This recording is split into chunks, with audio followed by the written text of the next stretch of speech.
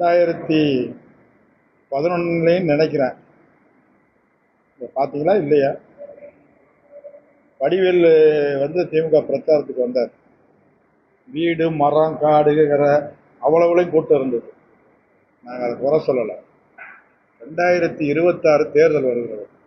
தேர்தல் வரும்போது முதலமைச்சர் எந்த முன்னெடுப்பு எடுக்கிறார்களோ அதனால அந்த பணியில கூட்டம் வர்றதை பற்றியோ நாங்கள் அதை பற்றியெல்லாம் சொல்லலாம்.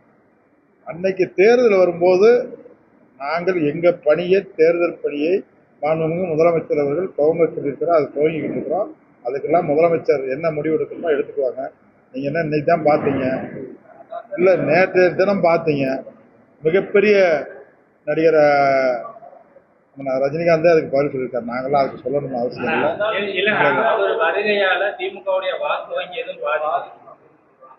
அப்படின்னு யார் சொல்றா?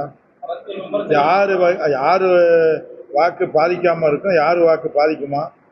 அதுக்கெல்லாம் தேர்தல் வர்றப்போ அப்ப நீங்க பொறுத்து பாருங்க. கோச்சிக்க மாட்டீங்கல்ல. முன்னாள் நம்முடைய சசிகலா அம்மா பெங்களூர்ல விடுதலையானப்ப சென்னைக்கு வர்றப்ப விடிய கூட்டம், என்னது கூட்டம். இந்த மாதிரி கூட்டத்தை பத்தி தயவு செய்து சொல்லாதீங்க. நான் இதுதான். அதனால எல்லாமே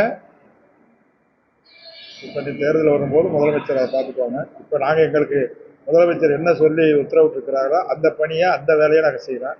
இப்ப நாங்க இப்ப செஞ்சுக்கிட்டு இருக்க வேலை, அந்த பணியில ஏதாவது குறை இருந்தா அது சரியா பண்ணலைன்னா அதை மட்டும் சொல்லுங்க. முன்னாள் அமைச்சர் என்ன சொல்றாருன்னா, மேற்கு தொகுதியில் அதிமுக இருக்கும்போது திட்டங்களா கொண்டு வந்தோம். ஆனா அமைச்சர் டிஃபன் பாக்ஸ் தான் கொடுத்துட்டு வெறும் வாய்தார சகோதரரை ஏற்கனவே நீங்க பேட்டிக்கு ரொம்ப தெளிவா சொல்லியிருக்கிறேன். எத்தனை ஆயிரம் கோடிக்கு திமுக ஆட்சி வந்ததுக்கு பின்னால் வேலை நடந்துகிட்டு இருக்கு. அந்த மேற்கு தொகுதியில தயவு செய்து நீ மீடியா பூரா ஒரு நாளைக்கு மேற்கு தொகுதி கூட்டிட்டு போனோம்.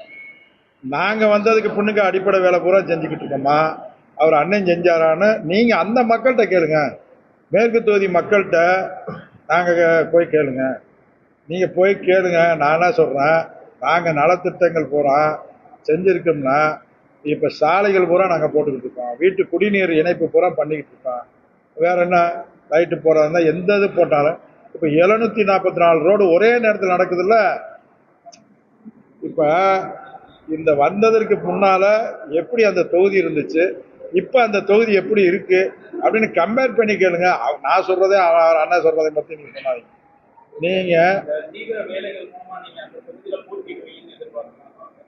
நீங்க இப்ப பாரு நல்லா தானே இருந்தீங்க. அந்த தொகுதியில முதலமைச்சர் யாரை அறிவிக்கிறார்களோ அவர் நிச்சயமா ஜெயிப்பாரு. அதுல நாங்க 100% திமுகவுக்கு கேட்போம். திமுக இதுவரைக்கும் திமுக தான் நின்றுருக்கு. அதனால தலைவர் அவர்களை உதயசூரில் நிக்கிறதுக்கு வேட்பாளர் நீங்க யாரை வேணாலும் கொடுங்க. நீங்க 2026 நீங்க பார்க்க போறீங்க. சகோதரா, 8 மாசம் இருக்குன்னு நீங்களே சொல்லிட்டீங்க. நீங்க எதுக்கு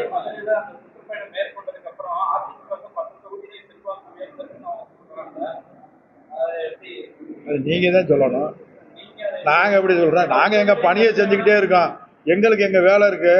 எங்க வேலை எங்க பணி எல்லா இடத்துக்கும் எங்க பத்திரிகை துறை நண்பர்கள் தொலைக்காட்சி நண்பர்கள் வர்றீங்க. அப்ப அது எப்படி இருக்குன்னு நீங்க தானே சொல்லணும் மக்களுக்கு.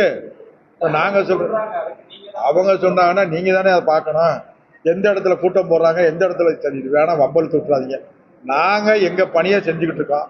எங்க பணி நாங்க செய்யற பணிக்கு எங்களுக்கு பலன் கிடைக்கும். நாங்க வெறும் நலத்திட்டம் மட்டும் கட்சி சார்பில் மட்டும் கொடுக்கல, அரசு சார்பில் மாண்புமிகு முதலமைச்சர் அவர்களும் துணை முதலமைச்சர் அவர்களும் இன்னைக்கு என்ன வேலை பார்த்துருக்காங்க. உங்களுடன் ஸ்டாலின் இன்னைக்கு நடத்துறாங்க. அந்த முகாமில் நீங்க யாருன்னு பாக்குறாங்களா? எல்லா மக்களுக்கும் உடனே தீர்வு காக்குது. நலன் காக்கும் ஸ்டாலின் இருக்காரு. வாரத்துல ஒரு நாள் சிறப்பு மருத்துவர் கூட போறாங்க. இப்ப தாய்மானவர் திட்டம் உண்மையிலேயே நீங்க மனச்சாட்சியோட எங்க சகோதரர் சொல்றீங்க. எல்லா பங்க்ஷனுக்கு தான் வர்றீங்க. என்ன குறைய கண்டீங்க? கடைசியா ஒண்ணுல ஏதாவது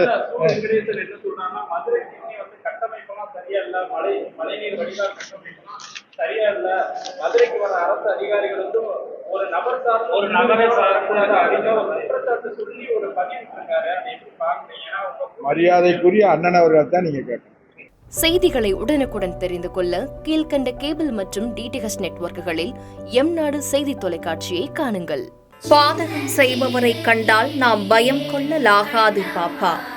மோதி மிதித்து விடு பாப்பா, அவர் முகத்தில் உமிழ்ந்து விடு பாப்பா. அண்மை செய்திகளை உடனுக்குடன் தெரிந்து கொள்ள இணைந்திருங்கள் எம் நாடு தொலைக்காட்சியுடன்.